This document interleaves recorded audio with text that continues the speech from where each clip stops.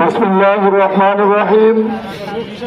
খেলাফত মজলিস মানিকগঞ্জ জেলা শাখা কর্তৃক আয়োজিত জুলাই গণঅভ্যুত্থানের দ্বিতীয় বর্ষপূর্তি উপলক্ষে গণভোটের রায় বাস্তবায়ন ও পতিত ফ্যাসিস্ট সরকারের বিচারের দাবিতে আয়োজিত আজকের এই বিক্ষোভ সমাবেশের সম্মানিত সভাপতি উপস্থিত রয়েছেন গণমানুষের সংগঠন খেলাফত মজলিসের সংগ্রামী নায়েবে আমির, আজকের এই অনুষ্ঠানের সম্মানিত প্রধান অতিথি বিশিষ্ট মিডিয়া ব্যক্তিত্ব জননেতা মৌলানা আহমদ আলী কাসেমি, আর উপস্থিত রয়েছেন মানিকগঞ্জ জেলার মাটিয়া মানুষের আপোষহীন সংগ্রামী নেতা আমাদের সংগ্রামী আহমদ, খেলাফত মজলিসের কেন্দ্রীয় সাংগঠনিক সম্পাদক মুফতি শেখ মোহাম্মদ সালাউদ্দিন।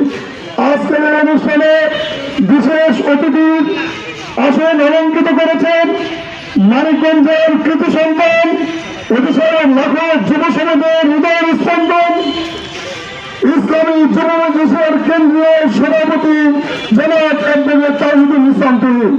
আর উপস্থিত রয়েছেন মানিকগঞ্জ জেলা শাখার সম্মানিত দায়িত্বশীল বৃন্দ, সংগ্রামী সাথী ও বন্ধুগণ। আমরা এখানে যে বিষয়টি নিয়ে আজকের সমাবেশ করছি এই বিষয়টি অত্যন্ত স্পষ্ট। আমরা বিগত 17 বছরের অতীত সরকারের বিরুদ্ধে দফায় দফায় বারবার আন্দোলনে নামতে হয়েছে। আমরা রক্ত দিয়েছিলাম 2013 সালে শাপলা চত্বরে, আমরা রক্ত দিয়েছি 2024-এর গণঅভ্যুত্থানে।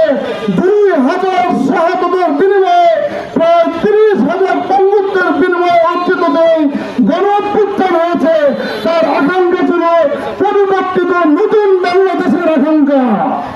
সেই আকাঙ্ক্ষা আজকে বাস্তবায়ন হন প্রথমে যখন অগ্রসর হচ্ছিল, আমরা আশাবাদ ব্যক্ত করেছিলাম যে একটি নির্বাচিত সরকার আসলে সে জন আকাঙ্ক্ষা পূরণ হবে। অত্যন্ত পরিতাপের বিষয়, আজকে যে সরকার ক্ষমতায় আসীন রয়েছেন, প্রতিটি সরকারের বিরুদ্ধে আমরা ঐক্যবদ্ধভাবে আন্দোলন করেছিলাম। তারাও মজলুম ছিল, আমরাও মজলুম ছিলাম। জালিমের বিপক্ষে ঐক্যবদ্ধভাবে আমরা যখন আন্দোলন করেছি, সেই সরকার আজকে ক্ষমতায় যাওয়ার পরে বলে জুলাই গণভোটে যে রায় হয়েছে সেই রায় তারা বুঝতে পারে না। এই 70% মানুষের গণরায় অনতিবিলম্বে বাস্তবায়ন করতে হবে। সাথে সাথে যারা জুলাই গণঅভ্যুত্থানে খুন করেছে, যারা জালিম ছিল, ফ্যাসিস্ট ছিল, তাদেরকে নাকি সরকার খুঁজে পায় না। অত্যন্ত দুঃখের সাথে বলতে হয়, বিগত সময়ে যে পুলিশ বাহিনী ছিল, যে প্রশাসন ছিল এবং বর্তমানেও তারাই রয়েছে, তারা সামান্যতম সরকারের বিরুদ্ধে কোনো কথা বললে সেই লোককে বাংলাদেশের আনাচে কানাচে থেকে তুলে নিয়ে আসতো। সেই লোকেরা মানিকগঞ্জে যারা উঠিয়ে গুলি করেছিল, তাদেরকে পর্যন্ত এখন পর্যন্ত গ্রেফতার করা হয় না। আমরা স্পষ্টভাবে বলতে চাই, মানিকগঞ্জে সহ সারা বাংলাদেশে যারা হত্যাযজ্ঞ চালিয়েছে তাদেরকে অনতিবিলম্বে গ্রেফতার করে শেষ কথা বলতে চাই। আজকে বাংলাদেশের মানুষ আমাদের দিকে তাকিয়ে রয়েছে। সাধারণ জনগণ অত্যন্ত সুদূরভাবে পর্যবেক্ষণ করছে এই সরকার কি করতে চায়। এই সরকার প্রত্যেকটা কাজে ব্যর্থতার প্রমাণ দিচ্ছে। আজকে সমস্ত কিছু উলটপালট করে ফেলেছে। কোন দ্রব্যমূল্যের মানুষের নাম বক্তব্য শেষ করছি। আজকে আমরা এখানে যারা উপস্থিত হয়েছি, মানিকগঞ্জবাসীকে আমি স্পষ্টভাবে বলতে চাই, যদি এই সরকার প্রকৃত সরকারের রাস্তায় হবে, তাহলে আবার আমাদেরকে আন্দোলনে নামতে হবে।